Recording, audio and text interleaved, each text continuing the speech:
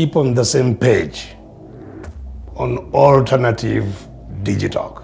As he gives you the alternatives on the transition question, rule of law, human rights and freedom, youth inclusion in governance, economic stagnation, as he confirms. I'll be always here, Saturday from 10 a.m. in the morning. Be there. Don't miss the live discussion on the Alternative Uganda, Digital TV Facebook pages, and the Alternative Uganda YouTube channel.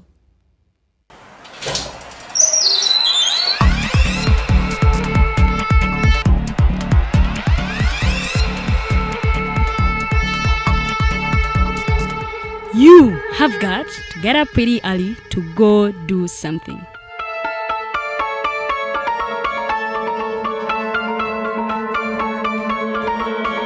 We are the Alternative Digital.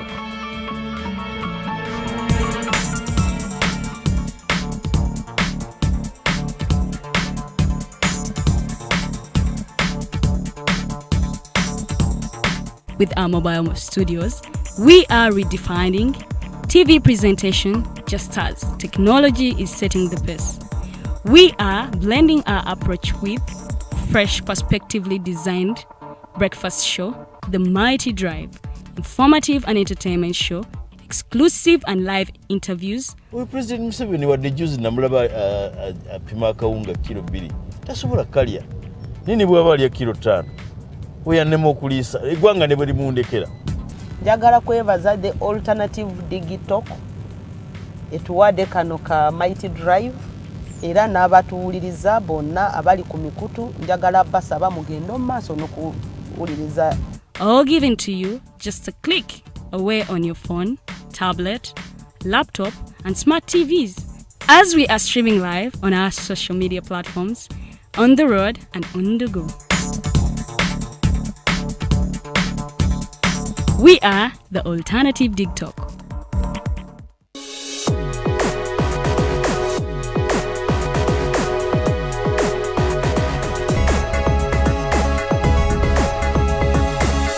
The Alternative Digital.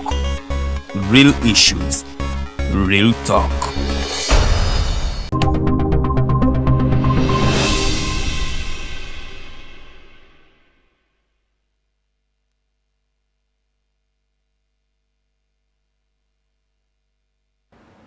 A very good evening, our viewers. We thank you for joining us this evening.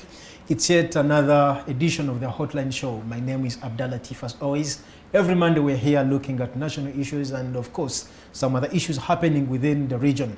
For 36 years, many Ugandans, especially those who subscribe to the other force of the politics of this country, those who, let me say, those who play an advisory role to the current state have always made attempts to unseat the current regime.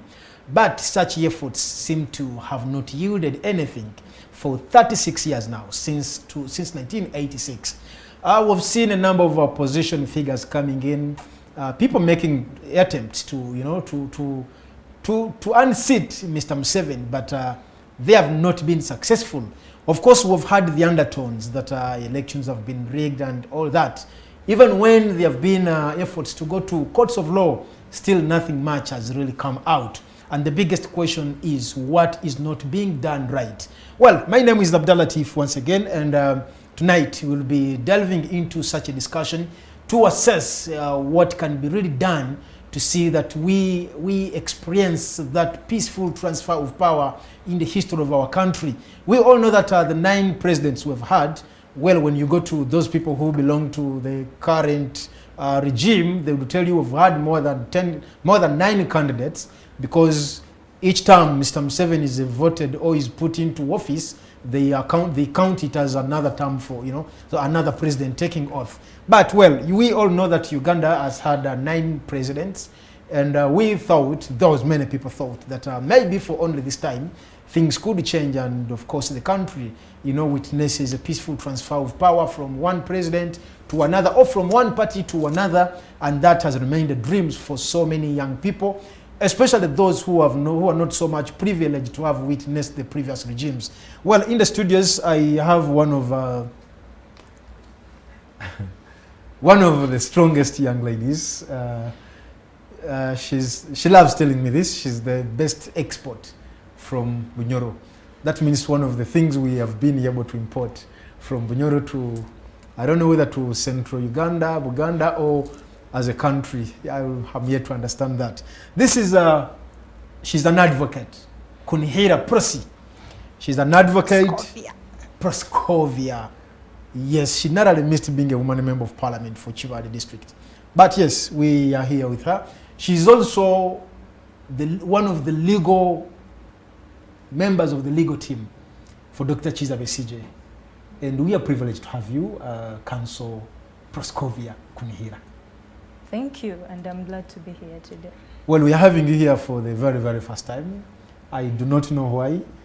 We've had so many people in your caliber trying to, share their opinions and views as far as our politics is concerned. But anyway, we are happy that you've been able to, out of your busy schedules, to spare some time and join us this evening.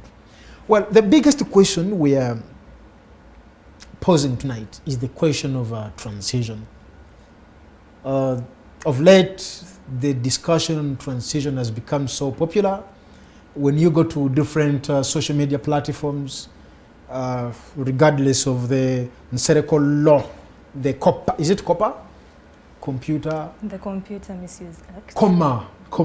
The comma, regardless of that. This conversation has, has been so much into, on different social media platforms. And, well, just for a start, can Uganda ever experience a peaceful transfer of power?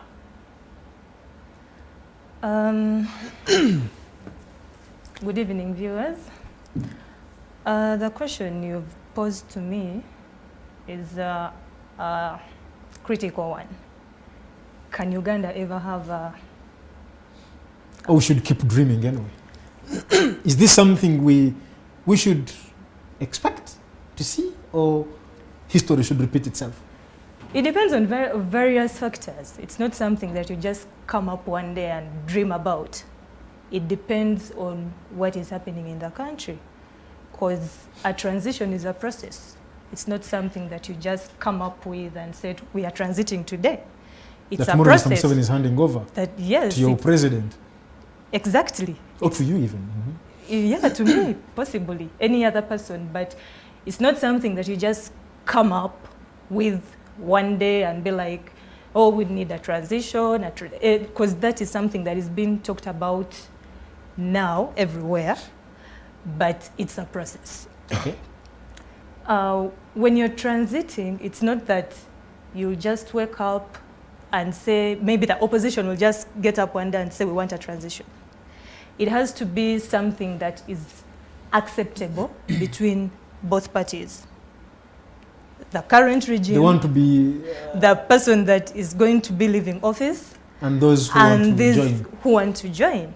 So it has to be something that is between two parties.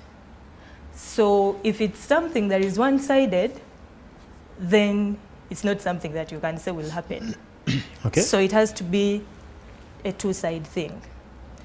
Then you have to look at the current regime. How is this person? Is the person willing to? How is the person treating people and all that? Is he a dictator? Is he not a dictator? Why do you say a person? I would expect in this perspective to look at a political party which, because Ugandans seem to overwhelmingly, being so much in love with the ruling party. I don't know. Ugandans? You say Ugandans? Yes. Overwhelmingly, no. I don't want to make it more of a political party, because we've lived through this and it's become more visible that there's only one person on the steering wheel. So this is the Museveni thing and the opposition? Okay. Basically. So we are not looking so much into the regime, because if it was something that is a ruling party that has structures that are working and everything, you'd say, a different story. You would take it as a whole. But now there is one person who is directing. It is Mr. Museveni, His Excellency Yoweri Kaguta Museveni. Mr. Museveni. Okay. Yes. So look at the regime, look at the person, is he willing to or not? Then look at these other people in the opposition. their characteristics. You know, the opposition we have right now is not something that I would say organized. We have fights within the opposition. You're fighting for your own space. Everyone is fighting for space. Everyone is fighting for space. Everyone is saying, I'm the best. Everyone is saying, I'm the best right now. I command a big force. I have a lot of funds. So I should be the one leading this. But when you're leading a transition agenda, when you're trying to go through a transition agenda, you have to be organized as the opposition. Okay. If you're disorganized, everyone is fighting for power, then how shall we get into transition? Pressy, could it have been deliberate that that so-called Mr. President, as you want to refer to him, the president of this country, could it be deliberate that he has put so much incentives on being the opposition, incentives on those who are within the opposition, in that now the opposition itself is trying to fight one another for those incentives? It's possible. I don't want to talk about it like I have proof of anything, but it's also a possible thing because people are fighting for space. You know, we've had slogans from way before. You'd find Ajagenda, you'd find Tojikwatako, People Power, Entebe Montebe, we are removing a dictator. All those slogans. What we do as opposition is sloganeering. We only do slogans because we know that's what people, when someone listens to a slogan and be like, we are removing a dictator. If someone says Funendaga Muntu, it's a slogan. Because those are slogans. But do they yield anything at the end of the day? No. Because someone just wants to come up and say, I'm big now, but if you look at that person, being big now, having the funds, having the command and everything, if the opposition is still disorganized, do you expect anything like that? Anything like a transition? It's not possible. Okay. It's not possible. Okay. And now, when you look at many things that do take place in the opposition, just like you've said, there are those internal fights, this party fighting party A, party B, those ones are taking over our people. Now, where does this lead us as a country? Especially for those with the followers now. Like, when FDC speaks, they have a good idea, they have good ideas, they have a good agenda for this country. When NUP is speaking, like, yes, this is the group we need. Now, where does this leave us? The supporters, your voters, people who climb on those lorries chanting your names, our man. Where does this whole thing leave us? It doesn't leave us anywhere. Okay. It leaves us stagnant. It leaves us in a place we don't know. Just praying on God and saying maybe one day a transition will happen. Because NUP, FDC, and the other political parties, all of them have different ideas. And I'm very sure if these ideas came up together, something good would come out of it. But the biggest challenge is the leaders of these political parties, the big people in these political parties, have failed to agree on what should be done. But do they really have to agree? An organized opposition should be able to lead us into a transition, because if you're thinking about a transition and you want to be there as FDC alone or as NUP alone, what would the other political parties be thinking about? You see, Uganda is under multi-party democracy, multipartyism, multi-party dispensation. Yes. And as we speak, we have 26 registered parties. Yep, 26 registered political parties. And by the fact that each party exists, it tells that each party has its own agenda, its own ideology, and its way of doing business, And now, you want these 26 heads of to converge and think in one line of direction, one single line of direction. Is that really practical? It's not about all the 26 heads. We have big political parties. And these political parties have been around for some time and everything. Okay. So if these big political parties serve as an example to the others and show us direction, this is where we want to go, we need a transition, this is what we have, then others will follow. But if the big wigs are fighting, the big so-called big political parties are fighting, then there is a problem. And do you think, let's be realistic in this conversation process. You see, it is very difficult to bring Patrick Amriat on the same table. You bring ANT on the same table. You bring NUP on the same table. You bring DP on the same table. You bring UPC. You bring JEMA. You bring CP. You bring PPP, and so many other groups. You see, let us accept that by the virtue of the existence of these political parties, they can never do things the same. If they were to do things in the same way, then there would be no need of creating their own parties.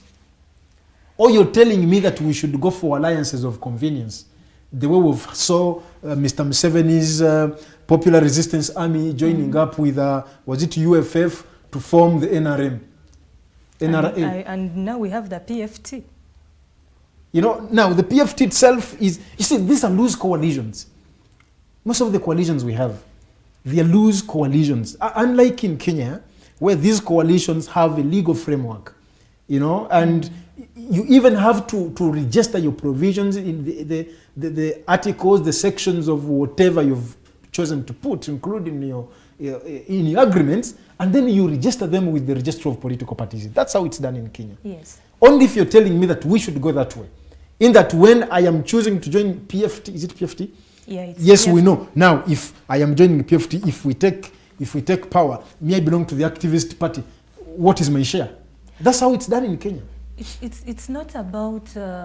Okay, not my share. I'm talking of the share in terms of roles and responsibilities. Yes, it's not about having something registered or doing it the Kenyan way or something. All you can come up with is an MOU. We've had that. Yeah, come up with it. Let these other people join, because I would say the PFT came up and they have FDC, they have JEMA, they have PPP, they have different political parties. But some political parties have refused to join because they think they shouldn't be part of this. But if PFT has a transition agenda, they have an agenda, just like and it's transition. Just like the People Power movement. People Power yeah. And People Power declined to join People Power. People Power has their own transition thing. So if these two join together, maybe would come out with something good. But because people think I'm big, this party also thinks I'm big, I cannot join this party because it's young, maybe it's a party that has just come up. I've been here for a very long time, so I should be the big person. I know the game. I know it more than this other person who has just come up. So it's just those small, I call them small challenges, small things, egos keeping people up there. Because if these political parties join hands together, they have good ideas. FDC has good ideas. JEMA has good ideas. ANT has good, NUP has good ideas. It's a matter of joining. But the ideas are different from the others. They are different but good. And if joined together, you come up with something even better. You see, you've talked of this thing of this one saying me, I've been in the opposition for long and I know how to do I know how the game plays. Yeah. Why should even one boast of having spent so many years in being in the opposition? Yeah, the older you get. What is so much there when you're the leading opposition? Politics is not something that you just jump on one day and be like, I'm great. Sometimes there is luck. Mm-hmm. I would come and I'm lucky and everyone likes me and I command and people like me. I'm good at that. but there are certain things that I'm not good at that would require another brain, you know? So if I'm a good commander, if I go to the field and I'm a very, very good commander, I need someone who will be directing me. You know what? Someone who is giving me some advice. You know, don't do this, go this way, go that way. You need a navigator. You know? So I'm the commander, I'm very good, I can command a force, and when I speak, people listen, you know? But what am I speaking anyway? Okay. You know? At the end of the day, when I speak, do people understand what I'm saying? Or when I just come and chant a slogan and people become happy, that is enough. It's not. So at the end of the day, whether I'm big or not, I need someone. We all need advice at the end of the day. Council, if one says that the opposition has done a lot to frustrate Ugandans to witness and experience the desired transition, would that be a right statement? Relatively.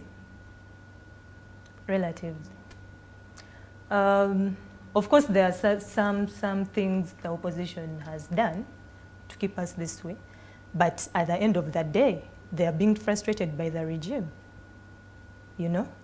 Because if there is still a political school in Chankwanzi, there is a patriotism classes that are teaching people whatever they teach them, then we have RDCs, we have persecution, we have human rights abuses. Why do you bring RDCs and, you know, in the same circle, the same, you know, we have RDCs, persecutions. Are you portraying that RDCs are so even? They have to go in that line, that category. Persecutions, torture, RDCs, you know? But they do this in broad daylight. Like, there's nothing to lie about. They do these things in broad daylight and the country has been witnessing it. So if I put them in such a category, I'm not wrong. Are Ugandans so much easy to forget things and move on so quickly? You know, we've had a number of events here. If you remember the Toji Kwatako campaigns, you know, one would think after this campaign things are going to be different. But after 2-3 weeks, Ugandans move on so quickly, and that's a non-issue to them. Is this something that has been inbuilt within Ugandans, or it is an adopted culture, or it is something that has come up as after trying, like, you know, after making so many attempts to make things work and they do not work, and then they got used like. But that's what I was telling you. Opposition is good at sloganeering. No. Let's even put it beyond the opposition now. Let's take it to the masses. Yes, because, you know, when I come up with a good slogan, for example, Toji Kwatako, then Dr. Kebi will be on the streets, then a few people will join, and then they will be like, after some time they will be like, same thing. Because that is how we've built our politics, slogans. We don't act. Only slogans. Because I gave you a number of slogans that have come up. We had walk to work, ajagenda, tajagenda. Hajalagide, remember hajalagide. So slogans with no action at the end of the day don't work. Does that take us back to, you know, of recent, we've had Dr. Chiza Besigye hitting the streets to trying to, you know, compel rally Ugandans, like, guys, rise up. Things are running out of your hands and you all, you know. But he did it for a couple of times. He also seems to have given up, you know. So is it the same conversation that, you know, things happen and after a while, like, you know, you get used to the situation, like, let's move on? I wouldn't say it's giving up, but every time, you know, every time he goes to the streets, he's arrested. He's arrested. But he goes no, but he's arrested. He's arrested. And as the people that are being rallied to do whatever is supposed to be done, we don't take any action. We sit back and be like, so it becomes a CJ Mukaku thing. Yeah, we've actually left it to them. Because if he comes and rallies us and he's like, let's do this, let's rise up. And Rise up. Non-violent actions. Because these are non-violent actions. It's not, let's do this, let's be violent or what. No. Let's speak. Let's speak about the prices. Let's speak about birthday parties. Let's speak about opposition members that are being bought and by the regime, leaving us to suffer. Let's speak about human rights abuses. Let's speak about this. Let's rise up as Ugandans because we know what we want. But at the end of the Ugandans day, really know what they want. they do. You sure? They actually do, but I think Ugandans are cowards at the end of the day. Because if for them, all they want is be like, that is a Besigye thing. You know? It's not a Ugandan thing anymore. And even the process themselves, when they know Besigye is heading to Arua Park, you know, they're like, we shall wait for him when he comes to Buganda Road. But I've been there. I was just not arrested. Well, for our viewers, we thank you for being part of this show. The whole conversation is how much can this country, for at least only once, experience and witness a peaceful transfer of power. You know, the discussion of transition has become so popular these days on many platforms, even in the mainstream media. You see, it's a conversation that seems to be taking on the wave, the airwaves. And now there is this other young man coming up. That is the Muhoozi Project. Sometimes I don't want to give it so much attention, so much of my time to discuss it because I don't know. You see things in Uganda sometimes. I'm sure even at one point God laughs at us. He looks at how things are happening and he also smells like, I have this country really. Let's not give relevance to certain things. Like the Muhoozi Project. Let's just leave certain things out of this. Okay. Yeah. Well, Prosi, you're one of the people who tested the waters of Chibale district. How deep are those waters? They are too deep. Those waters are too deep. I tested the waters and I'm not someone who gives up easily. I'm still around, but we all know elections in this country, it's a mess. Okay. They actually do not work at the end of the day. But as agreed by our colleagues and everyone, sometimes it's just a platform to maybe rally the citizens, to inform them of what is happening in the country, to educate them and tell them this and this and that, but it's not something that I would proudly say elections work. They don't.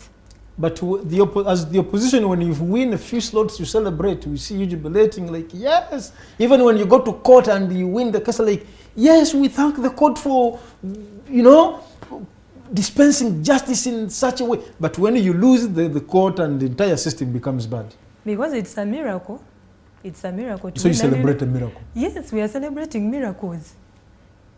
You know, the electoral process is something that is so terrible that you cannot just, when you win, it's like, oh my God, I'm out of the dungeon. But it's not something that I'll wake up one day and say it's democratic, it's been a good process or something. So when you win something, you'll be like, oh, maybe they are trying to come back to the normal democratic sense. When you win a case in court, you'll be like, maybe, okay, maybe the judge was sober this time or something, or wasn't, you know, like it's not a Those guarantee. Those are your fellow land colleagues. It's Those not are a guarantee. Your land colleagues. It's not a guarantee that when I go to court, I'm going to win a political case. It is not. But when I win, it's because I was much better. Let me ask you this. What takes you to participate in these elections? Because it seems like even before you go for your nominations, you're like, I'm giving this a shot, but I know I am not. It's like we only go for these elections expecting miracles to happen. If miracles don't happen, that's normal now. Why do you even have to waste the resources, you waste time, you even waste people's time for Baba Wagira? You know, you waste our time when you're into something that you well know it's not going to yield anything.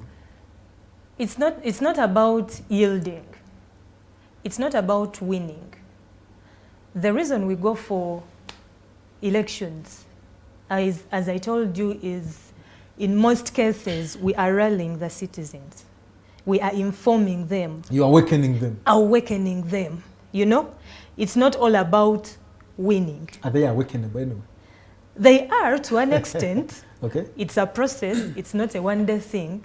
So basically, that's what we are doing. That's why I would go for elections, but not basically that I'm going to win. Let's go inform the citizens. Let them see that the process, the electoral process is not working. And let them get it into their heads that it does not work. But they're the same people who vote. Yes. How do they vote for those ones who go through? Are you sure they vote for them? Yes, I know you're so much into, I don't want to tag any political pattern to you, that will be injustice. But in Parliament, we have NUP has 57, if not 59, 58 actually, 58 MPs. FDC has around, how many? You can remind me. At least for FDC you should know. I am very sure. Okay. Then DP has around 17, JEMA has 1, PPP has 1. How did those people make it? Miracles worked on to them? I think miracles worked. But you know, politics has been commercialized.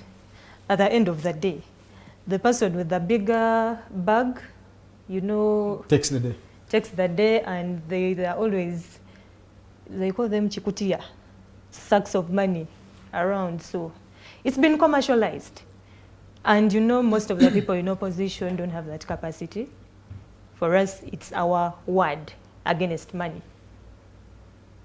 So if the word fails to fails to convince, the money takes the day, and you know where the money comes from. It's your own money. Pardon? It is your own money. You know where the money comes from. I mean, it is your own money as a country. Is it our own money? No. It's somebody's money. It's somebody's money. One person. The invisible man. Could that man be God? You know, we've had the invisible man, that money above, or the, you know, we've had that. There is that invisible hand that's always pushing success. Who gives those orders from above. Yes. And that man has remained anonymous till now. Till now. Oh, you know him? It's known. Ugandans know. Is even a he or a she? Ugandans know the person. You joke with Ugandans. Is a she or a he? They know the person. Do you know? They know the person. Well, you are taking us through the experience in Chibale. Of course, besides telling us how the waters were too deep, what was the experience? Chibale is rural. Like I always tell people, I'm a villager. You're a village girl. I'm a village girl. Village belle. Yes, I'm a village girl. I grew up from a real village in Chibale. It is a rural area, and you know, with such areas, in most cases, you'll find education is low and what. So some of us just thank our parents for pushing us to school and all that. So they are so in that state that they believe in one thing. They believe in one person. I don't even want to just say Chibale as Chibale. It's basically my region. Okay. The oil region. The oil region, the oil city and what and everything. I was the first opposition candidate in my district. So you should know how tough that was, because predominantly they're NRM. So as the first opposition candidate, I come up and tell them this and this, try to inform them, awaken them and all that. So it wasn't an easy thing, but I sailed through. So basically it's predominantly the other part, and our poverty levels are still so high. We have so many kids who don't go to school, you know. if they give you 1,000 for soap, you'll take it because the regime has managed to make you suffer and know that it's the only hand that can feed you. So basically, that is it. So when you come with your words, they are good, they will listen to them. And they will appreciate you. They will appreciate, they will welcome them. They will be like, our girl, we've seen you grow and all that. But at the end of the day, there is a handouts. And trust me, you give a village person 1,000 or 2,000, they are very happy, and that alone will decide the vote. Now, after going through that experience, yes, your community appreciates that, you know, we've supported our girl, Prosi, we've seen her through the ladders, you know, from blah blah primary school, then she went to wherever she went, then at the university, she's now an advocate.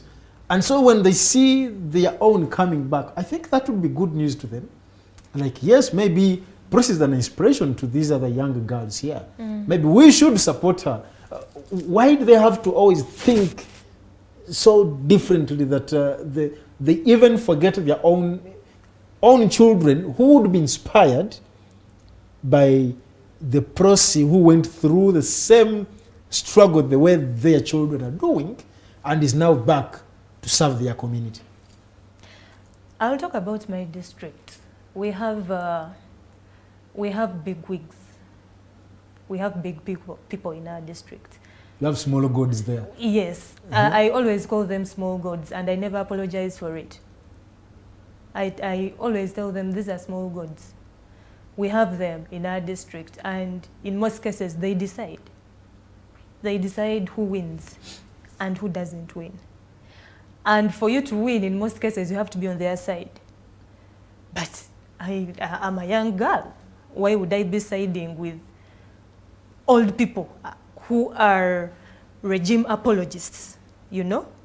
They do not care about us. They only care about themselves. And they will always bring up people, their own people. So it's well known in my district that if this person, there are about 3 people, they always choose who will win. They will always bring their own person, whether the person comes from the district or not, you know? Because I will say it loud, my woman MP doesn't come from my district. She's not a born of Shibari at the end of the day.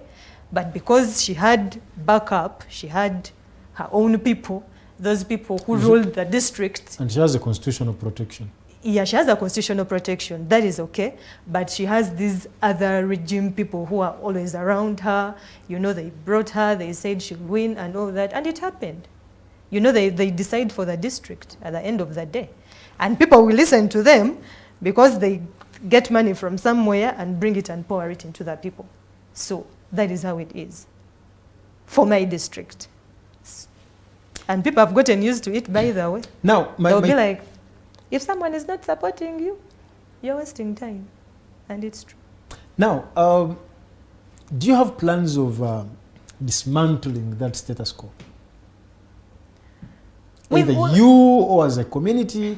Because I know it's not only you, there are many other people who reason like you in your own community. Yes. And much as they see things, being that you have those small goals as you've referred to them, whom you think they're the influencers there. They're the people who influence decisions. If they call it ku and dusu, you know. If they don't, then you're wasting time. I know there are those people who would wish to see that things change. Do you have strategies to dismantle that establishment of the sort? You know, the challenge is we have those people who think like me, who think like other people. But the biggest problem is sellouts. In most cases, they will come to you and give you money and you'll jump out. You know, the poverty levels are high, I need money, the economy is not doing bad. Someone comes and shows you some little money and then you'll take it. And for us who don't take it, we are still here, surviving. We've not died. I know as a young advocate, is that right? Is that an insult? It's not. It's not, eh? Okay. As a young advocate, a young woman, you had, I want to believe you had a great agenda for your people, for Chibale district, as a woman representative. But you find that most of the politicians, when they go to their communities trying to, look for support and do that, many of the things they do share can actually be done even that particular person is not a member of parliament or is not into any political position. Yes? Yes. Have you, because I want to believe you went into this because you felt there is something you can do for your people. That goes beyond the incentives that are there and all that. But like, no, I can make a contribution to my community. I can change events in my district. We can follow up and make things happen. And I believe as an advocate, you have equally good voice. So it could even go beyond. The only difference is that those in parliament, they have some privileges. But you equally have that voice and you can really, really air out concerns of the people. You can lobby for them. You can do so many things. Is there anything you've been able to do, or when Kalulukaga and they're like, to hell with you guys? I do what I can in my capacity, basically maybe free legal advice, pro bono services and that. Of course, when my person calls, I do that free of charge. Okay. I usually don't charge them. Maybe these small court we need things to print, and we need to photocopy yeah, this. those small things. I need fuel to, Yeah, small things. But when it comes to legal services, that's okay. But again, the biggest challenge that I usually get when you try to come up with something, these gods will sabotage you because they want to be the only people visible in that area. The small kings in the community. The small kings. They want to be the only kings, the deciders, So every time you come up with something, they will be like, cut her off, sabotage you, and maybe you fail to do something for your people. That's how it happens. There's so many other young people who have aspirations like you do. And of course, the experience must have been for only Chibale district, as you said. But we want to assume that a lot happens. Other than that, you've also played a central stage, a central role in national politics with the kind of people around you or the people you surround yourself with. I have personally seen you around people like Dr. Chiza Besije. I've seen you on many, public events like PFT and all that. And of course, in the second hour, you will also have to talk about the PFT agenda and see whether I know you have a transition manual, something like that. The transition agenda. The transition agenda as the PFT will also tap into that and get to understand more of it. Now, but I want to, you've taken that platform. What are the challenges you go through as a female young politician? That is if you're comfortable to talk about it. I am not. You're not. Good. Thank you. Well, now, as an advocate, you've offered pro bono services. We've seen many activists,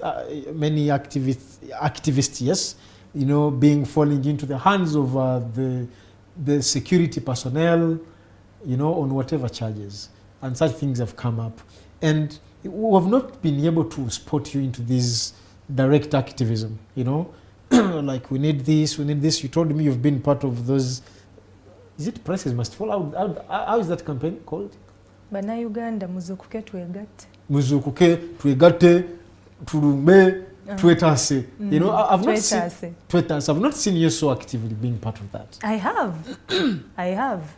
Or you only wait for the arrests and then you... I only don't wait for the arrests. I've actually been active behind closed doors and also in the open. I've been there.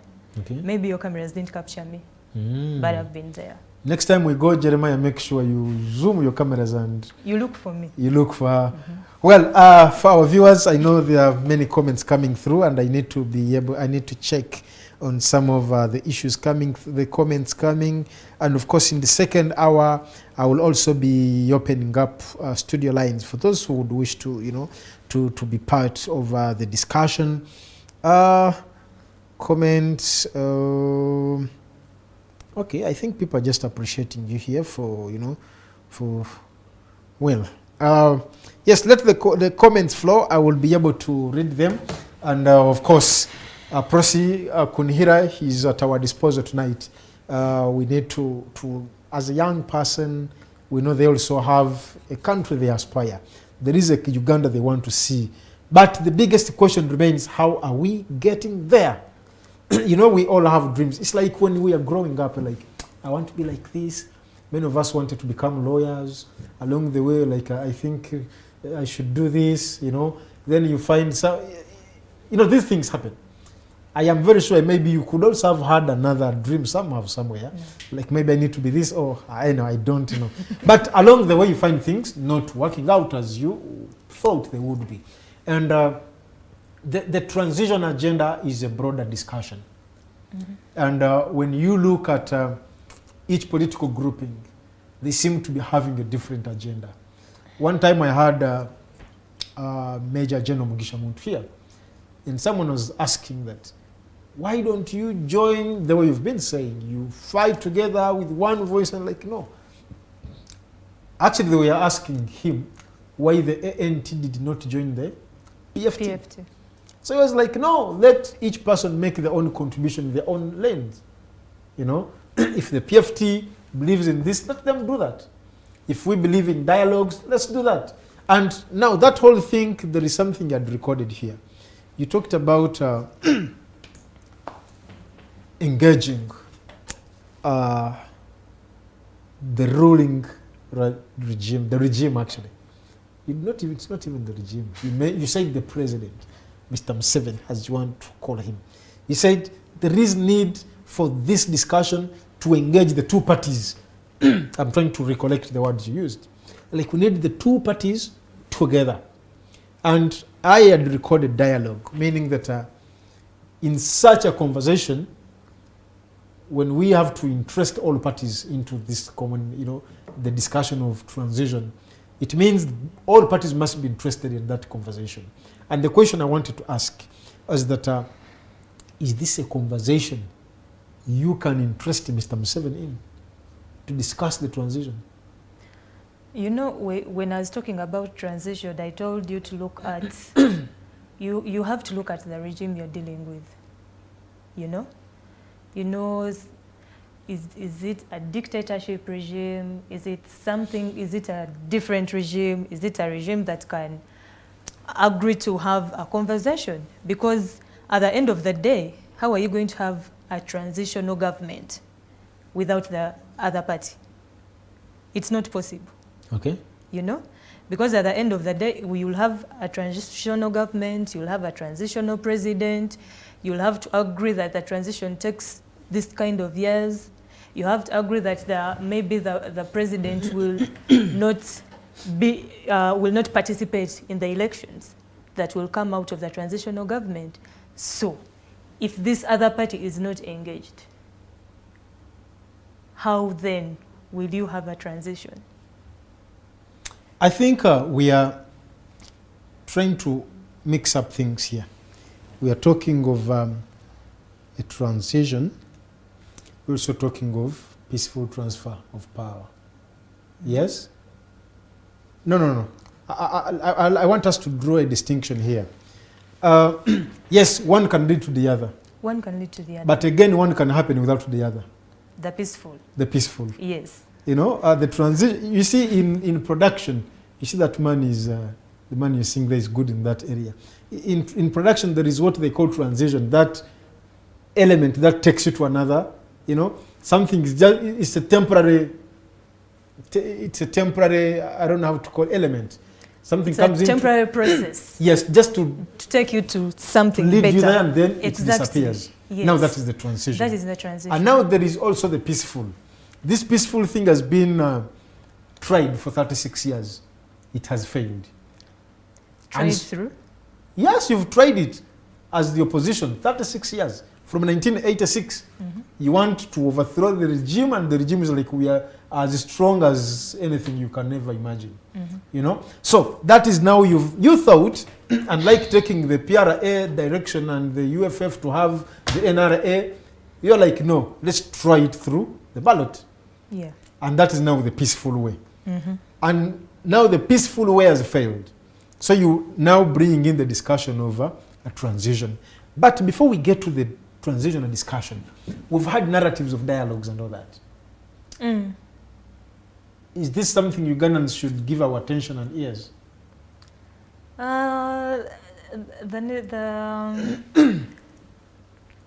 Who is this man? This DP man?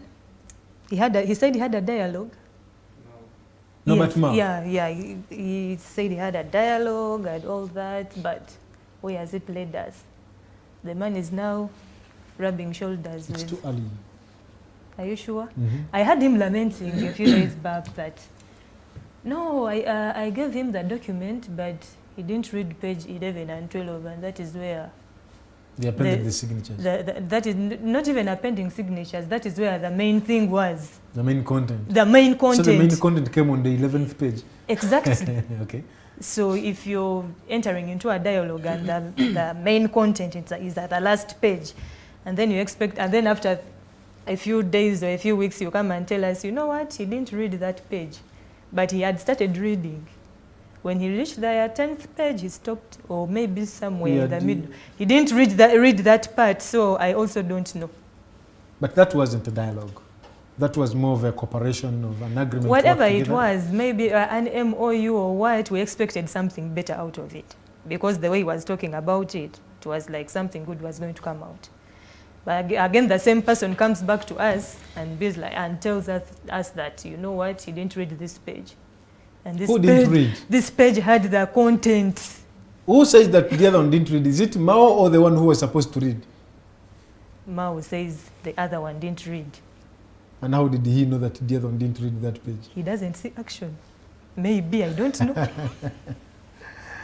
Okay, now, so, in your own opinion, do you think this dialogue thing can happen, or it is a scam? You know, it's all a try and error. You never know. You might decide to have a dialogue and someone allows. And then you come out with something. Or it might fail totally. So, but you never fail to try. You always try and see. Maybe something will come out. You know, you fight from different fronts, not only one side. You see, one challenge, okay, one thing I know is that for any dialogue to take place, there must be mutual agreement that something is not right. That's true. For instance, if I have issues with you, like, Prissy, we really need to talk about this. And like, yes. So we agree. Because we have all acknowledged that something is not. Something is not right. We have had is it Elders Forum? Elders Forum, something, I think Elders Forum, which was led by this Justice Ogola. Yes? I think it's Justice Ogola. And then we also had Religious Council, either interreligious or interreligious council. And of course, many other, IPOD also as part of it. We have iPod, we have so many things. Yes, there is a time this dialogue thing was almost on the lips of every person. But suddenly, it died. It died off instantly. It got that natural death. It has never resurrected. And that conversation has never resurrected. And it won't. It won't. Now, if we all agree that for any dialogue to happen, we must agree that there is a problem. Do the two parties to dialogue in this case, do they both agree that there is a crisis, there is something which needs to be dialogued on? No. Because even many politicians, they're like, no, we need dialogue. We've seen them. And you must have heard of them. So I've heard them. I've heard them. Of course, there are so many people who talk about dialogue and what, but the person you want to engage with, is he willing? Or is she willing? Does he or she see the problem? Does she or she accept that there is a problem, that there is a need of dialogue at the end of the day? I've heard it on streets and everyone talks about it, but... And just like I said in production, when you talk of transition, that transition you want to put must be compatible with the two clips. You know, the two parties now. The two parties, yes. That it must be compatible. Now, if you, as you trying to front the agenda of the transition agenda, we have now the opposition. Unfortunately, I don't know which opposition is now spearheading this whole discussion. Because that's another, there is, just within the opposition, there is its own crisis. Yes. Who should spearhead the agenda of the transition? Is it the PFT? Is it the FDC? Is it the People Power? Is it the NUP? Is it CP? Is it JEMA? Who should spearhead this? And now the transition itself, is it also compatible with this other person you want to transit on? You know, is Mr. Museveni you know what I'm talking about. I know what you're talking about. You know, when Mr.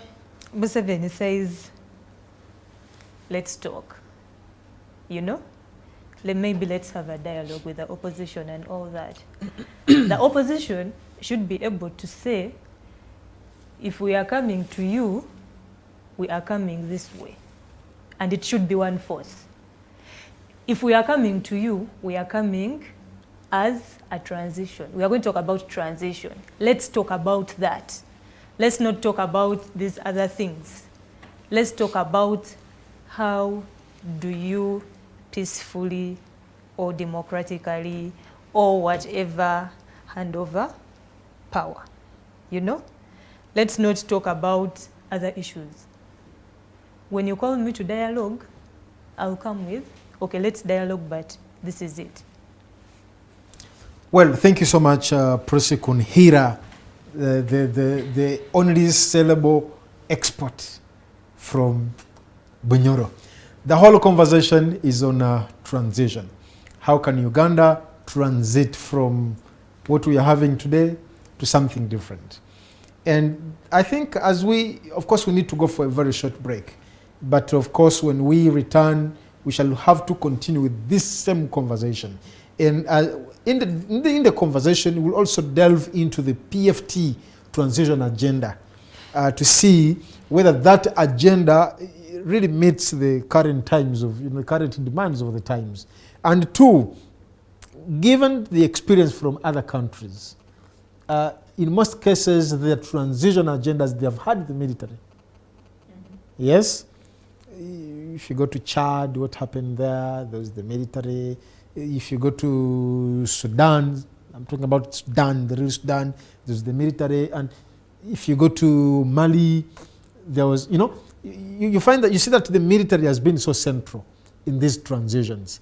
And I am yet to understand whether the PFT transition agenda also has an element where we can bring in the army. Well, let's break off briefly, and when we return, the Hotline Show will continue.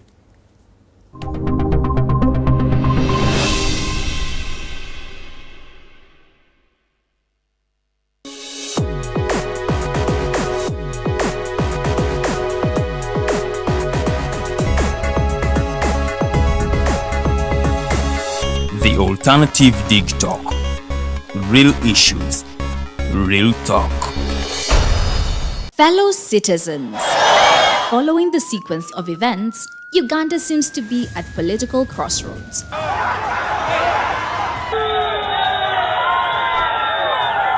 I'm not a servant of anybody. Madam, I know the law. As such, Alternative Digital brings you the Interface Show with retired Colonel Dr. Kiza Besuje. Let's keep on the same page on Alternative Digital, as he gives you the alternatives on the transition question, rule of law, human rights and freedom, youth inclusion in governance, economic stagnation, as he confirms. I'll be always here Saturday from 10 a.m. in the morning. Be there. Don't miss the live discussion on the Alternative Uganda, Digital TV Facebook pages, and the Alternative Uganda YouTube channel.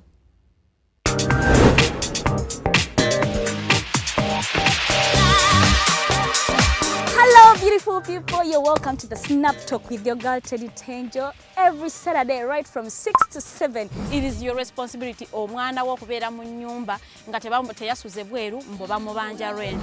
Koyo kulaba abalenzi abo abasajja abafunga. Butuufu tebabuulirirwa nga babulamu.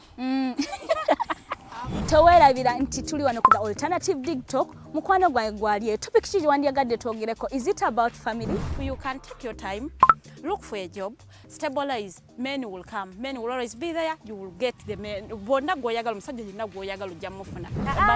Embaga ketuuke. Bino bitu byasenga na ojja bafuna. Naye ng'oli asitudde ttu yakedde ku makya baga nti nsitudde ttu. Naye nga mu butuufu agambye nti akyali muto. Is it outside family? Is it society? Oh, could it be relationships? Just be commenting at topic yona gyandiyagadde twogereko tujja kwa tujogera kwano ku the Alternative Digital ku share enganzi the Snap Talk.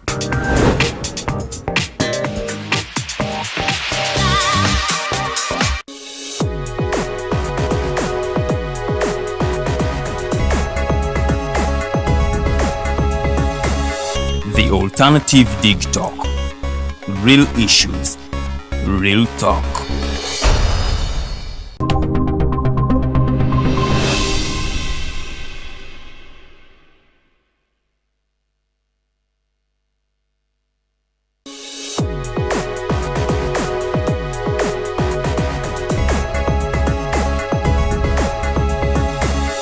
The Alternative Digital. Real issues, real talk.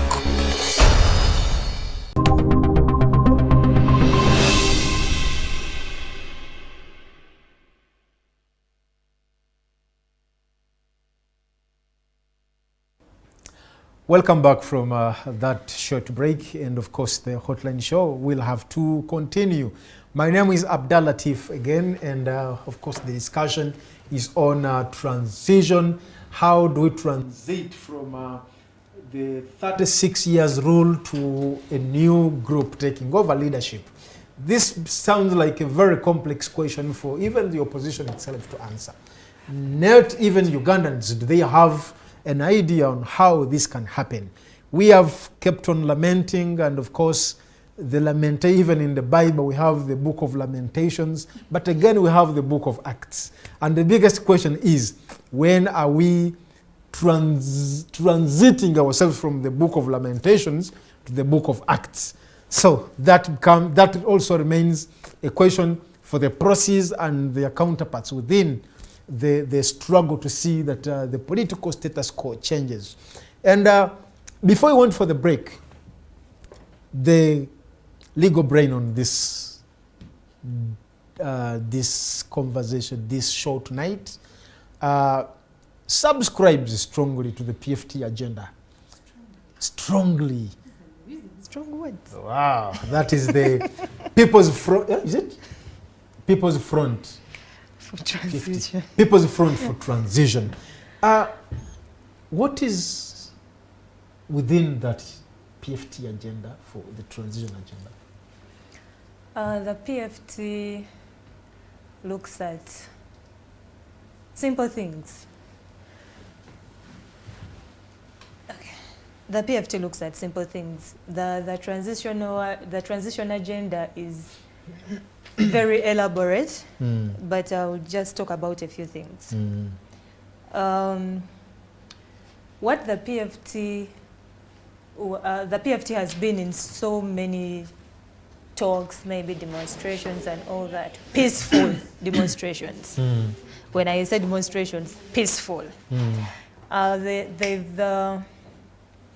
they've spoken a lot about what is happening in this country, and they That is the lamentation they've talked about. okay, whatever you want to call them, but they've talked about broadly what has been happening in this country, and they think a peaceful transition is something that should be done. Not what you were talking about before we broke off, having an element of the military. No, we need a peaceful transition Without the military. Without the military, we need non-violent actions, a Okay. non-violent transition. No, I want to take record of that. You want it peaceful? Peaceful, non-violent. Non-violent? Yes, because now even the military or police or whatever will benefit from this. Okay. You know, at the end of the day. So it's peaceful, it's non-violent, and it's something that should be done to the advantage of the people. Of Ugandans? Of Ugandans, Okay. at the end of the day. We do not want to go back to those Bush war times that brought... We are past such We times. are past such. Okay. We need something peaceful. We need democracy everywhere. We don't need to go back to those war times, because some of us have just had stories out of them, and the stories we've had are so scaring, so we don't need them right now. And as you talk about the transition being peaceful, non-violent, like earlier on, we were talking about the spearheading of this initiative and the entire arrangement.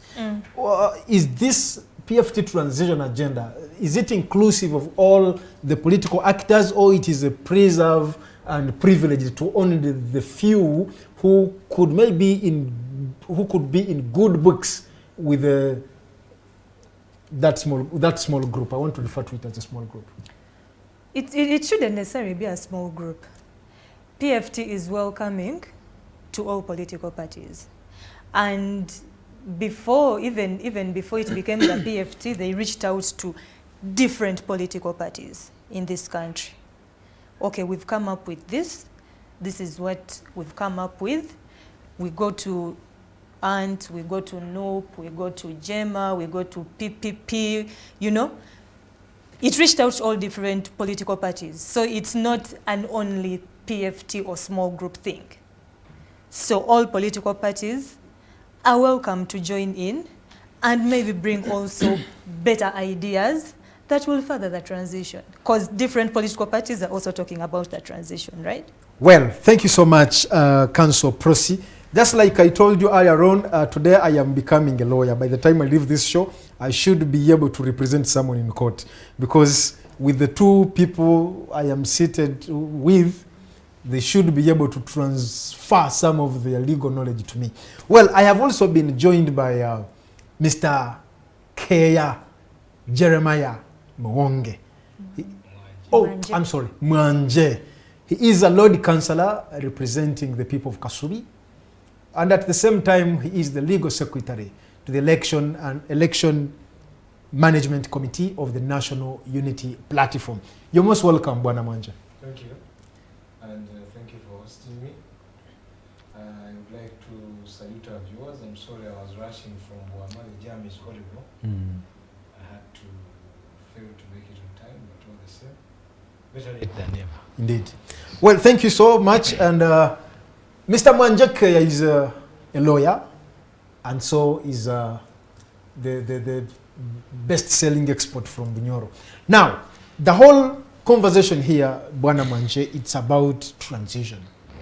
For 36 years, efforts have been made to peacefully transfer power from the current regime to another group, and such efforts have seemed to have not been in position to achieve that. And now, as we speak, there is that whole discussion on maybe we need to have a transition. A transition is something which is temporary. It comes in to usher in, you know, as one exits, and then it ushers in a different group. And the biggest question here, can we achieve the peaceful transition without all political actors? We have to. Thank you very much. First of all, I will begin with what Ugandans should always keep in memory. We have tried changing government in all forms there is in this country. We have changed governments through military coups. We have changed governments through a vote. It only happened, I think, once at independence, where Ben Chiwanuka was the prime minister, and then he lost to, and then Obote came in as, I think that's the only peaceful transition we've ever had in this country, from more or less the colonialists to an independent Uganda. And we have also changed through a war, a full-scale war. 1986. 1986. So we know what happens in all circumstances. So Ugandans had the hope that after 1995, post-1995, we are going to see a peaceful transition. And their hope keeps on dwindling day by day. For the people who watched the recent presidential election, where President Museveni was contesting with my party president, His Excellency Kyagulanyi Ssentamu Bobi Wine, you could not call it an election. It seemed like a war zone, more or less. So the worry of all political actors and Ugandans is that what we have been, the degeneration we have been seeing in elections, one after the other, seems to be on an increase. The intolerance of people's political rights to participate by the day keeps on increasing. The scale, it has been there. Museveni has been intolerant from the beginning, but the scale at which he does it has escalated by day, by each day that passes. So now, when we speak about transition, there are two questions now that linger in the heads of Ugandans. Is it still possible to have a peaceful transition in this country, or we have surpassed that stage? Every local Ugandan out there is asking himself this question because of what they are seeing. Political commentating, like what we are doing now, is now a problem. Making statements is now a problem. You have to be very calculative. Everything is becoming troublesome. So where the space for civic participation, political participation, shrinks to such a level that even writing a mere book now can earn you going to a state dungeon and disappear, that commenting about a political official in this country is dangerous, such a circumstance that they will send you drones as if they are coming for Jamiru Mukuru. Somebody just writes a statement and says, President Museveni has misled this country, or Muhoozi is a fool. Just a statement as simple as that, and then somebody has to be beaten. So now the question is, can we still have a peaceful transition? And this is a very serious question that especially the elite should really engage in. Because I was actually debating with one member of parliament today afternoon. And he told me that this country is beyond repair. A peaceful transition cannot bring it back on form. We need violence. This is an empty. We need violence to put this country back on form. These are the views that people have started now bringing on board. But the issue is, political formations, wherever they are, and however many they are not a problem. And nobody should be disturbed by that. What is very important is to agree on what are the key things that we should believe in. The convergence point will automatically be there for as long as we have the same belief sets. So PFT that you're talking about, PFT is a very formidable force. It's full of political actors that have been on the political stage for some time, tested, trusted. There is, for example, the People Power Movement, which we belong to. The official wing of that is the National Unity Platform. Tested. At least those who are new in People Power have also been tested for 3 years, and they have been immersed into the fire of politics. They know now what it means. Because now you cannot say that a person like Nubian Lee doesn't know what it means to be in politics. You cannot say that Dan Magic doesn't know what it means to be in politics. You could say that actually a year or 2 years ago, but now you can no longer say it. Okay, you see, I've seen you actively being involved in this game. Yes. And my question is, how much can the NUP that you represent contribute to that whole the conversation of having a transition in this country? You see, we have now, it's like you all agree that having a peaceful, having a a peaceful transfer of power seems to be impossible. And now we need to, just like you said, we need to maybe think differently.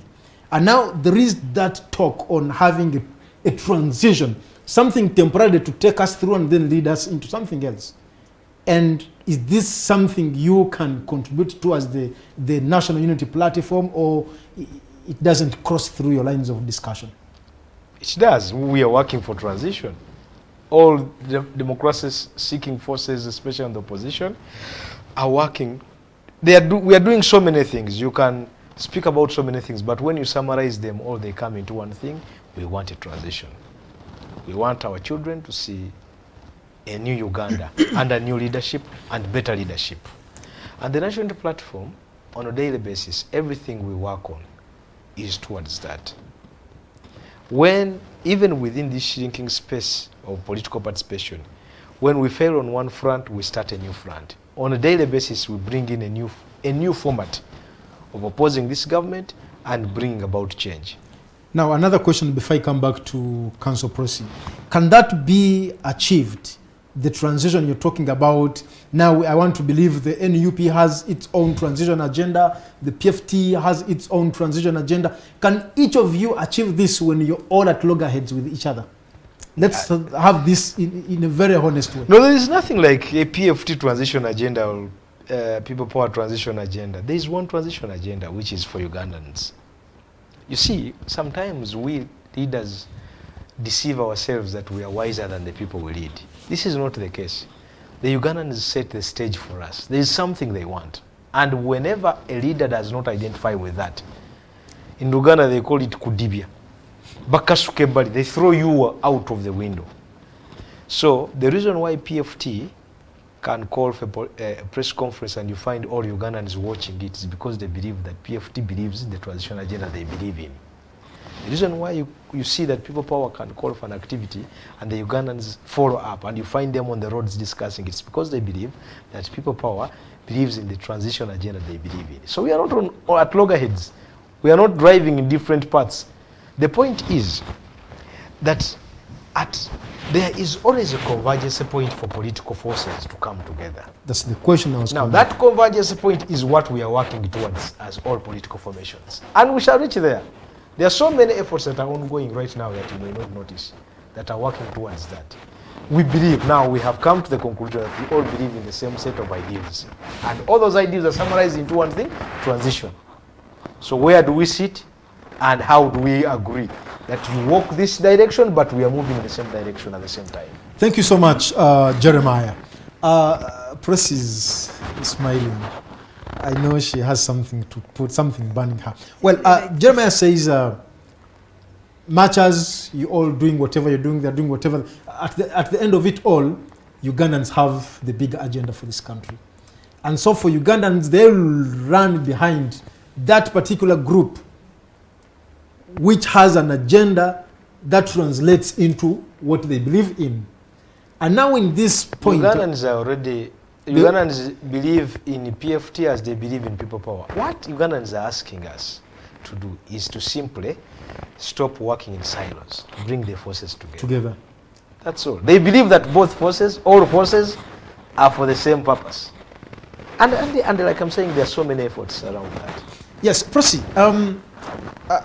I think you get Mwanje's point of view. And just similar to what we've been discussing before he came in, we're still in that same line of thinking. Yeah, it is the same. Now, my question here is, when do we see that convergence? That now, because we had the People Power times, People Power movement, and some groups like the FDC, like we're not part of that. Now we have the PFT, we don't see the ANT, we don't see the, like I told you, ANT said, no, we don't need to fight on one front. Let the PFT handle the other side, and then UP take it this side, and we shall meet somewhere. And now the question is, when do we reach that somewhere? When do we reach that somewhere? Where is that convergence point? And when can we get there? Like I said, as you relate to the current political environment, when do we get there? It's not something that you can just wake up and say we'll get there anyway. when do we get there depends on these different actors at the end of the day. Because if this political party is fighting from this side and this one is fighting from the other side, at the end of the day, You're colliding. we shall, if we want to reach there, we shall. If we don't want, we won't. So it all depends on them. On you, the actors On now. us, the political actors at the end of the day. Because if someone comes up with something that you believe in and you may not want to join, let me give an example of PFT. It has political parties that have joined, different political parties. But there are some political parties, they may not want to officially join and be the PFT, but believe in the same thing as the transition. But are they actually channeling their agendas into this thing they believe in? You know? Because at the end of the day, if you say, I'm not joining PFT, well and good, don't join. But if you believe in what PFT is doing, how are you coming in, or how are you helping achieve that? Maybe we need to understand this, Prosi. You were telling us, of course, you've been telling us about the PFT transition agenda, and you said you want it peaceful, you want it non-violent, and these are the obvious things. Now, let's talk about the real gist of this whole agenda. Let's talk about the leadership. You know, transition is temporarily. It's temporary. Yes, maybe we see whether it can fit into what the NUP and maybe the entire public wants to see. The leadership, basically, you'll have a transitional president or something, a transition president, then you'll have, you'll build up your structures. How do we arrive at that president? That's what I was telling you. Come together. Come together, bring your ideas, choose someone who is better. You know? Because not everyone is good at the end of the day. Let's be honest here. Not everyone is not everyone will be good to be the transition president. That's what I was saying. I might be good at mobilization. I am a good commander. I'm good at speaking. When I speak, people listen. I have better ideas. You know, these words don't just come from anywhere. When someone comes up and calls you maybe a presidential material, it doesn't just come out, you know? It comes from somewhere. There is something. So if these forces don't come together and choose a better person to lead them through the transition, then... Prosi, before I get back to Jeremiah, transition, I think for our viewers, we've tried to draw a very clear line between a transition and a peaceful transfer of power.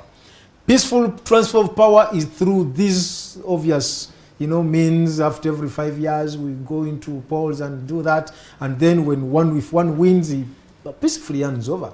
But now for the peaceful transfer, I mean the transition, sometimes it could involve the dialogue, you know, and then like maybe it's more technical. It's really different from... different from what people are talking about. Yes, from the obvious things of going to the polls after every 5 years.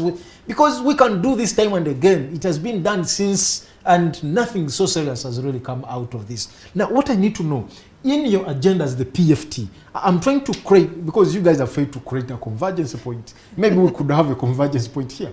When you say that in your agenda you want the transitional president to be elected, maybe amongst you, the leaders, or the party leader, you know, I need to get we need to understand that.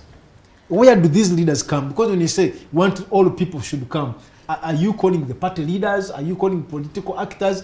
Because the PFT has even the alternative. Exactly. Which is not a political party. Exactly. You know, so it shouldn't be.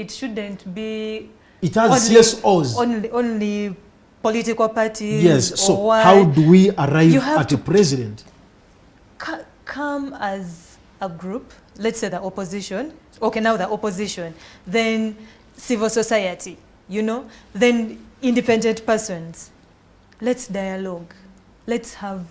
And let's agree focus. In a boardroom. Let's agree that this person is better situated, and it's very true. Oba tuchiwa mugisha, oba tuchikwasa Kyagulanyi. You know, at the end of the day, there is someone who will be better to drive this. I want to take the mantle to Jeremiah, how would you wish this to be? How would, as the NUP, what is your how do you call it, that envisioning, there is a word I'm looking for. How do you envision this? How do you want it to be? Really, how prepare and how are you preparing this? We are all speaking the same language as the opposition, and there is no need to, like I was saying, you see, President Museveni has become like Idi Amin. When the forces that were fighting Idi Amin reached an extent and they could not fight individually, they went to Moshi and did a Moshi conference. In the Moshi conference, all people who are fighting Idi Amin, whether in writing or using a camera or using a gun or using words or doing political mobilization or sabotage, they all came together in a city called Moshi in Tanzania. And they forged a way to created a common front, a single front. But one thing that every Ugandan should know, that even when they created that front, when they created a group nomenclature that united all of them, but each force was given a different assignment according to its area of speciality. That you, Chikos Maroon, first of all, you will go and take the frontier from here to there. That's where you attack from. And that is what you will do, and this is how you will attack. Then you, Fronasa, you will go and attack from the south. You will use the southwestern border because that's where you have a lot of support. You will do this. They gave all forces different. And then they agreed.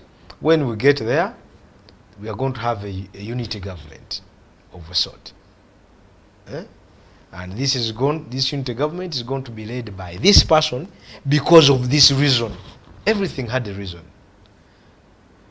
President Nyerere wanted so much Obote to be the president, but he knew that Obote had offended the biggest group in Uganda at the time, which determined the politics of the time.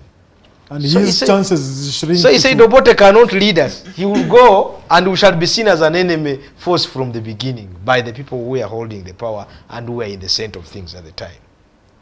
So they said we need a figure which can be seen as good and moderate and friendly.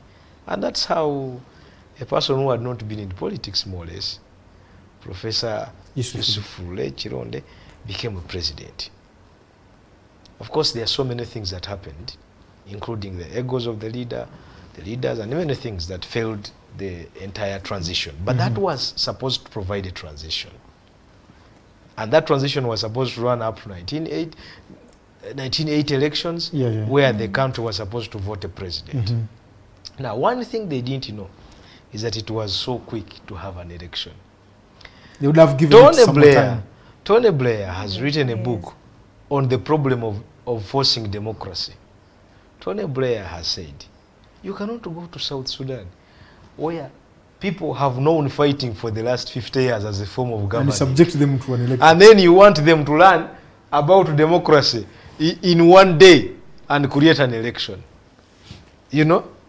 So sometimes we must understand at which stage we are. That determines the length of the transition, determines the types of actors. So we need some sort of emotional conference. And I know that Dr. Semogere and other big old leaders are trying to create what they call it's called unity and diversity. Yes. Unity and diversity. In unity and diversity, where sometimes I sit, we are discussing such things. You remember when we were going into elections, they signed what they call the Declaration of Principles. Declaration of Principles meant what are those things that we agree on as democracy-seeking forces.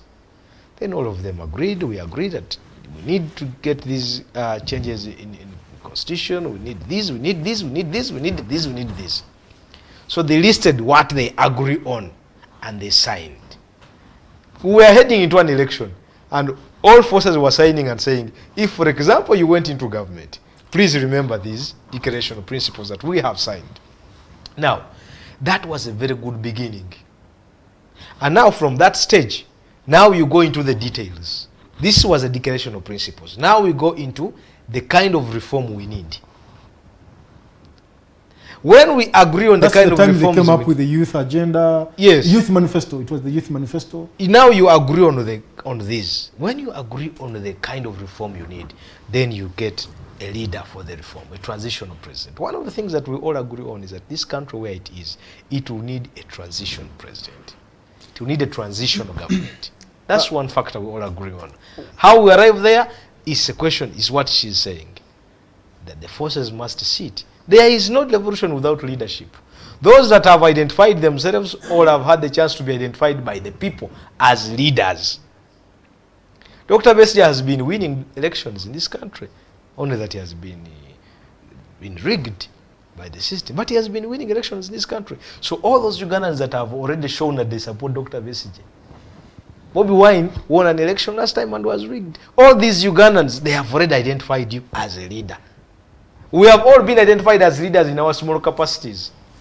So we need to sit and create a community of mind, create a Moshi conference of our own, of a sort, and agree on a transition. And I think that on a daily basis, I see the opposition forces moving towards that direction. I see this every day. I saw, for example, a meeting of the Lord Mayor and the Secretary General of NUP very recently. It was so much unthought of. You couldn't think that the Lord Mayor could take time and say, let me go and greet my colleagues in Kamocha. And you know, and yet Kamocha is very near Stay Hall. But now you see that these things are happening. The other time, Dr. Besigye and our President Robert Chagulanyi, they went to Africana, they brought all these people together. There are so many, I saw very nice pictures. They went and signed. Well, they're just photo moments and... Even photo moments are very important. Never joke, because it starts with a photo moment. Okay. A woman you will marry starts with a small joke, with a selfie sometimes. Okay. Yeah. Well, I need to go back to Prosi. You see, this whole conversation is interesting. And when the biggest challenge now I have is that I am seated with lawyers. And even the man you're seeing there is also a lawyer. So now, the question is, because much as we are discussing transition, failed attempts to have it peacefully, and have we exhausted all, this is for you, have we exhausted all what is needed to have a peaceful transfer? Maybe before we even think of a transition. What is, you know, like, for a peaceful transfer, but we have. Have we exhausted all the possible? What other possible ways? You've done everything. Everything has been done. The only thing we are still thinking about, okay, elections, let's go and see. Let's go and inform people. Let's go and awaken people. You know, just that. But everything has been done. It has failed. Non-violent things have been done. They've failed to work. So you see, we need a transition. That's the only thing we're left with. My only worry here is that even during these elections, of course, we've seen some efforts for opposition forces to come together. But along the way, they do not. You remember we had the IPC, it had its own issues. We had the TDA, it had its own issues. You remember all what happened. Even recently, when we had the People Power movement, you know, I remember these people are like, please come, this is for all of us, come. And some people are like, This is your thing. With us, we are here. And now, we are saying we have exhausted all these opportunities. But this actually would be the easiest indicator that no, if we've been able to unite as the opposition forces and we are like, no, we do not need to stand against one another. You know, why should you have Amuriat on the ballot paper? You have Mugisha Muntu, you have Chagulanyi. We are dividing our forces. So if you have failed to agree on this, is it possible that when you come to the transition agenda, you will sit and agree? Respond, then I also want to pose the same question to Jeremiah. We've not failed to agree on that. Let's say when the People Power movement came up, it was something new. It came as a wave. So I do not want to what is the word? To blame other parties for maybe not joining the People Power at that moment. I'm coming to your question actually. So I do not want to blame other parties or we failed to agree or something. This was something new that came up. It came as a shock. People say it came as a shock. It came as a wave. We did not know this thing, you know, at the time. But as time goes on, you see that now the other political parties and the NOP are now coming together, agreeing on certain things together or something. You see the Kamocha Best also coming this side. You see this side going the other side, as Jeremiah has said it. But at that moment, even if it were you, it wouldn't be, I wouldn't come and convince you immediately that this is this, we are doing this, we are doing something good or something, you know, when you're already committed somewhere else. But after some time, you see that, you know, people are agreeing on certain things. When Dr. Kebi says elections don't work, you saw what he was talking about in Africa. No, we saw Chagulanyi coming. Okay, now it does not work. I need to guide this discussion. I am not zeroing this discussion on people power. But I've given you the prior arrangements that happened before. No, the point is, we had the IPC, there was no unity. We had the TDA, there was no unity. We had the people power, there was no unity. You know? So if opposition forces have failed to unite under these entities that came up to bring them together, are you convincing Ugandans that for the transition you will come together? The point is that, you see, when you are looking at this transition debate and all the previous attempts of unity, first of all, you have to understand that unity for transition is like building a house. Every attempt we have made in the past is a building block. It doesn't take anything away. In fact, it brings something on the table. Even when you breed and it falls You off. see, you're talking about IPC. There was a lot of experience that was learned from IPC. TDA was more or less a civil society-led coalition. Now, we also learned how civil society-based people can help us in the transition.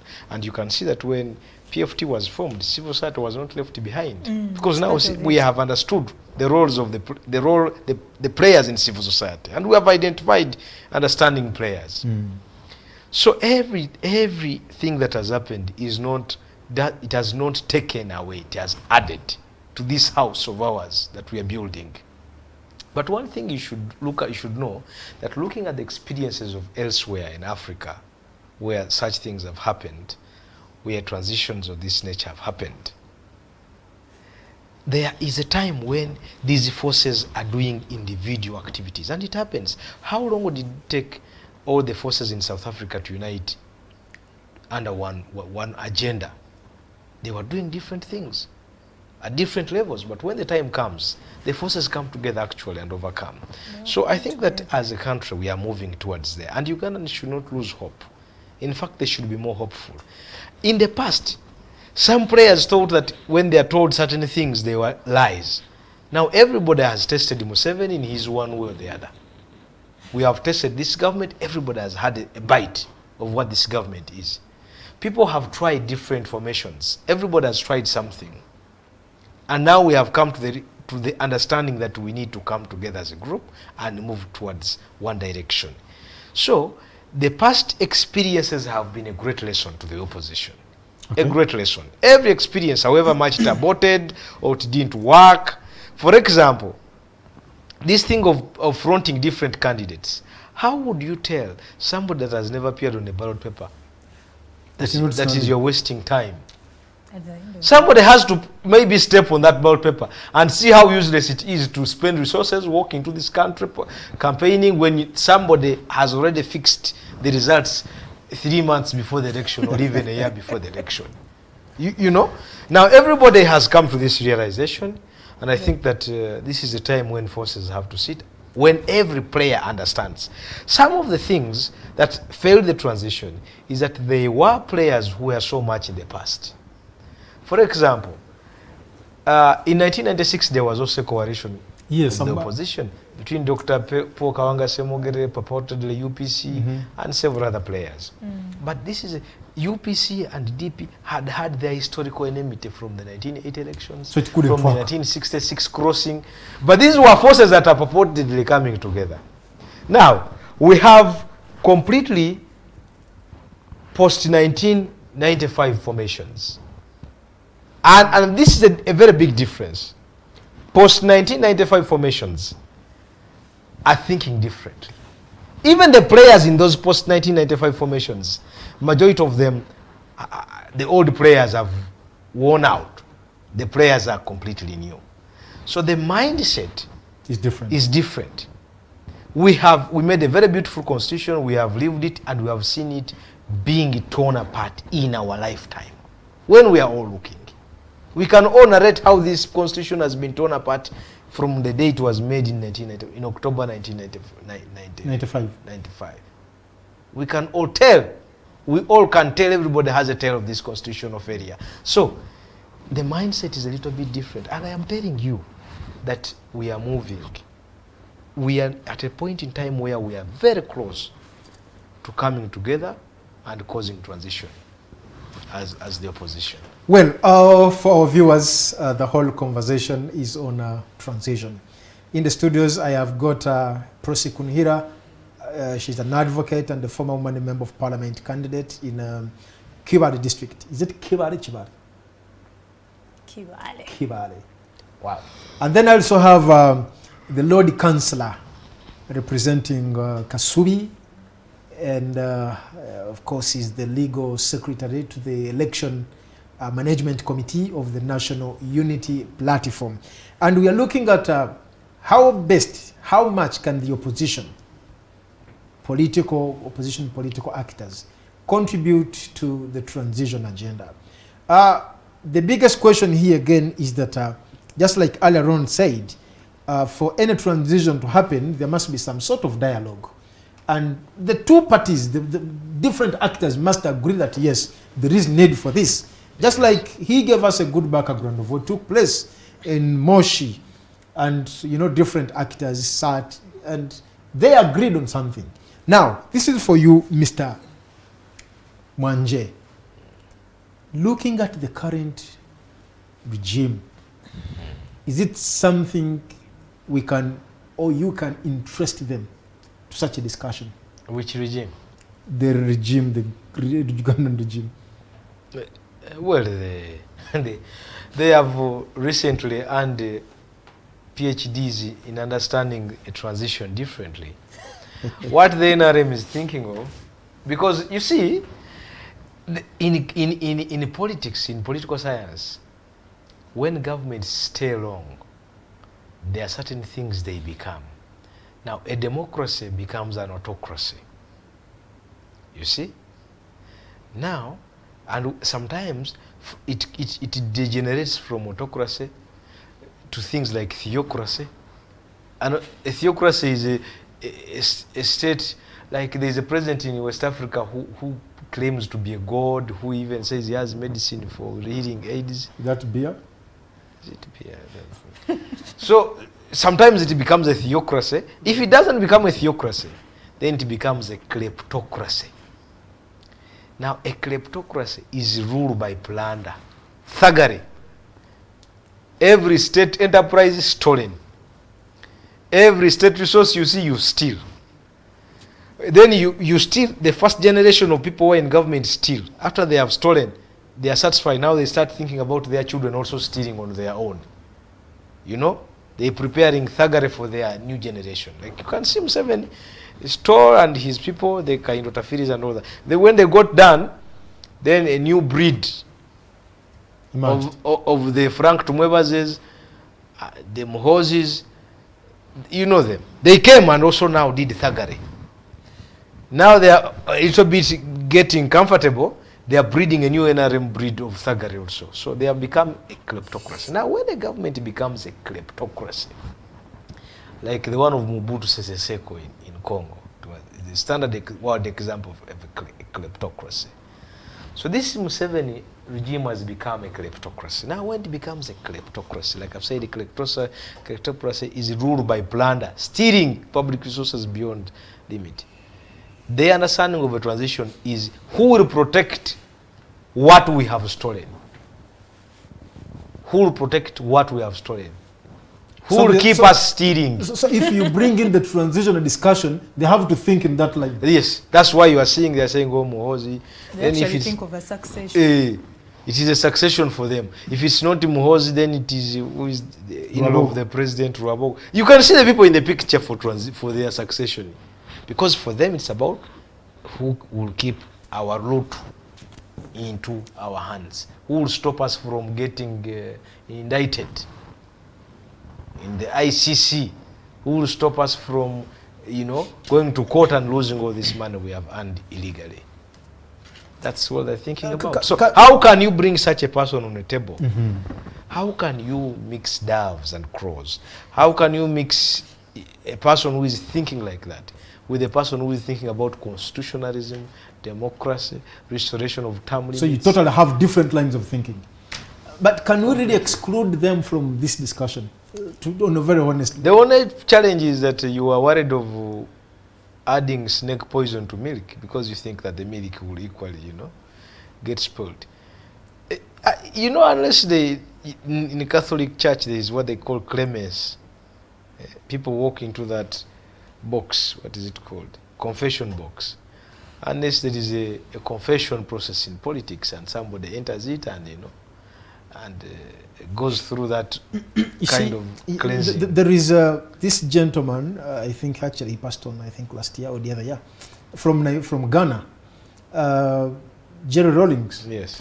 When Jerry Rawlings came to power, he did what they call cleaning the house. He never had such a discussion that maybe what can we do for this country.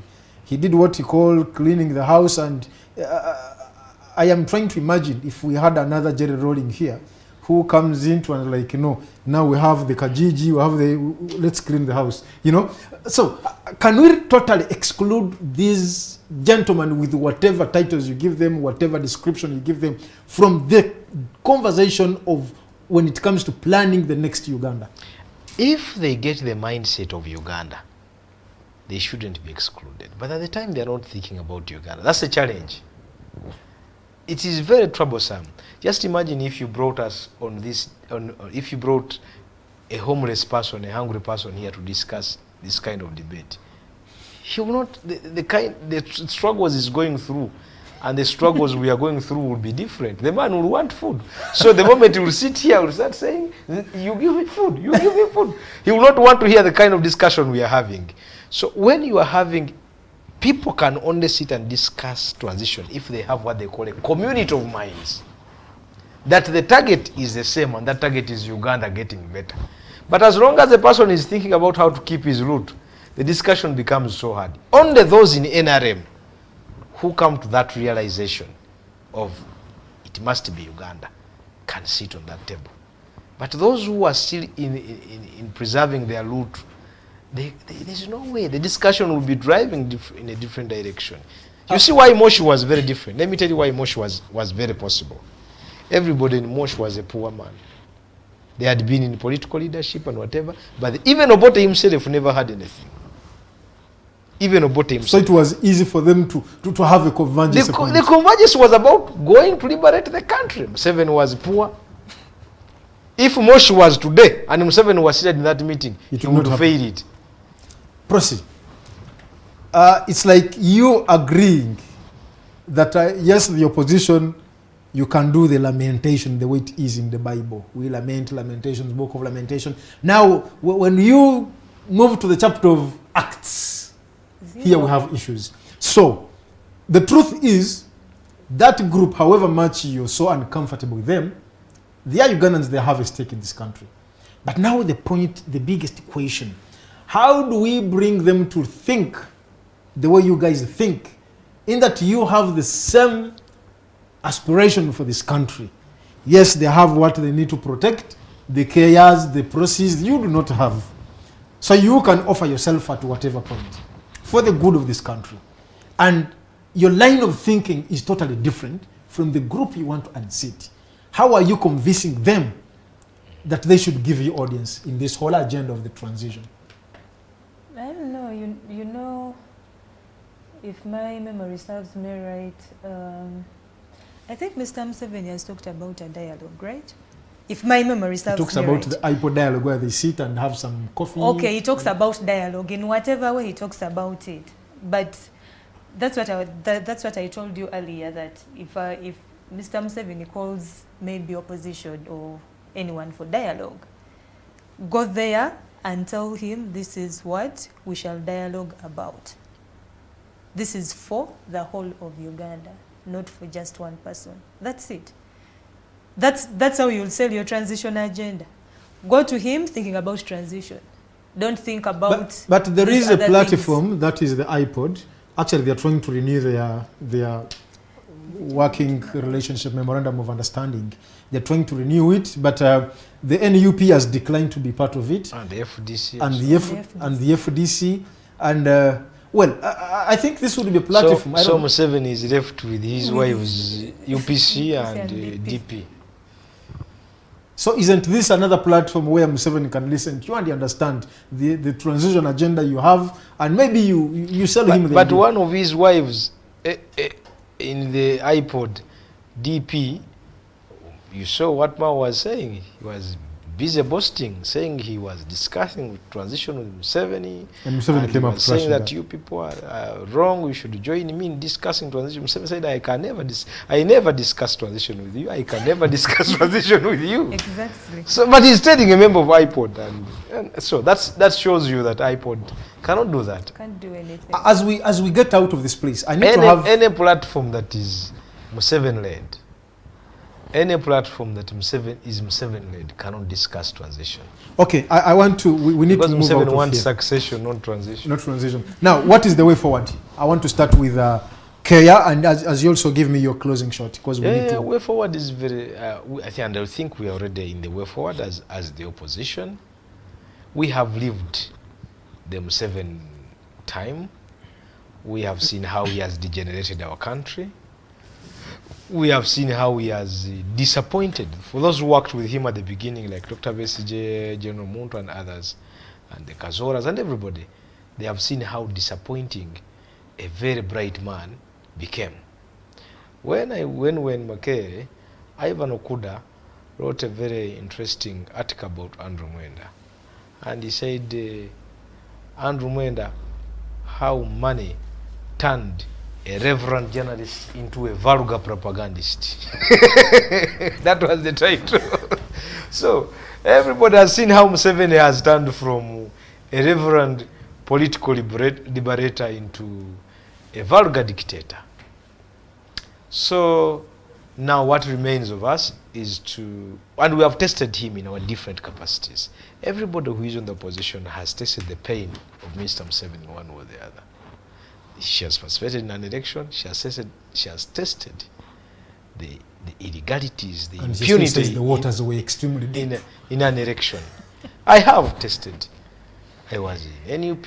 We have seen dead bodies of our colleagues. You are with someone. I was with Frank in Masaka when they shot Senteza. Ashraf. I was with Frank Senteza. We were talking. We were taking Minute Maid. He boarded truck, a pickup. vehicle, no, not a pickup, a van, drone van. We had a van for campaigns for our team, and he left me in Masaka. I went home to greet my parents. For them, they proceeded with the convoy. And just 1.5 hours later, you hear that the boy has died. So we have all tested how Museveni can be very disastrous.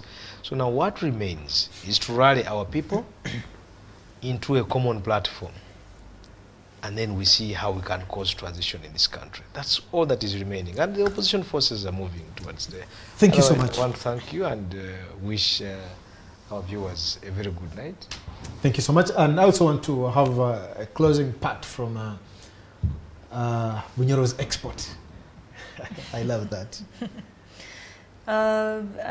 Where we've reached right now, I think some political parties or some people have started to allow that all we need is a transition, and I think they are moving towards that direction, and hopefully, I hope it materializes into something good that benefits all Ugandans. That's it. Well, thank you so much. I would like to thank all of you for out of your busy schedules to, you know, to make it to this discussion tonight. We're always here every Monday, and even for our viewers, I want to thank you for being part of the discussion. For those, I'm sorry I did not open the studio lines, maybe next time. And of course, the team I have worked with in the control room and here, I thank you. This brings us to the end of tonight's edition of the Hotline Show. Until next Monday, have a lovely night, all of you.